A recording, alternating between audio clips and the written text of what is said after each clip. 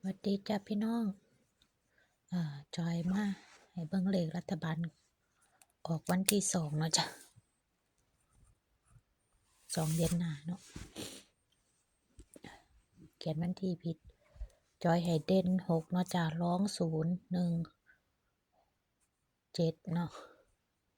แต่เลขที่จอยฝันได้วันที่25เนาะเดือน12 68จอยเขียนไว้เลขที่ฝันได้เด้อจ้ะ0 1 6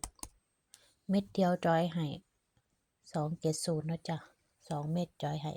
5 7 3 7 3 4นี่เลขมาบนล่างเนาะรัฐบาลเนาะมี1 7 3 6 3เนาะที่บนไว้แล้วที่วงไว้เนาะแล้วก็07เนาะจ้ะเด่นสุดเนาะที่วงไว้พวกนี้ก็ตัวรองพวกที่บ่ได้วงนี่คือตัวรองตัวเด่นเนาะตัวเด่นจอยจะวงไว้ตัวรองจอยจะขีดไว้ตัวนี้มันจะทั้งรองทั้งเด่นเนาะตัวเนี้ยจอยขอวงไว้เด้อเพราะมันจะเด่นมากอยู่จอยลืมวงจอยเอามาเบิ่งให้จอยเอามาให้เบิ่งอีกรอบเนาะจ้ะเนาะรัฐบาลไทยเนาะออกวันที่2 เดือน 1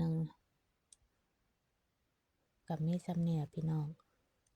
เลขหลักร้อยมากตัวใดจับเอาเลยเด้อจ้ะ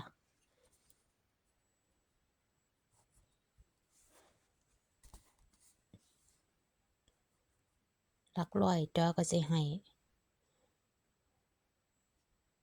พวกนี้จะเป็นรองเนาะหลักร้อยจอยก็สิวงขอวงตัวนี้เนาะ1กับ0เนาะจ้ะพวกนี้ที่ขีดเนี่ยคือรองเนาะจ้ะเนาะที่จอยวงไว้ก็จะมี0มี1เนาะจ้ะเลขหลักร้อยเนาะค่าอันใดที่วงคือเด่นเนาะจ้ะเนาะเลขหลักร้อย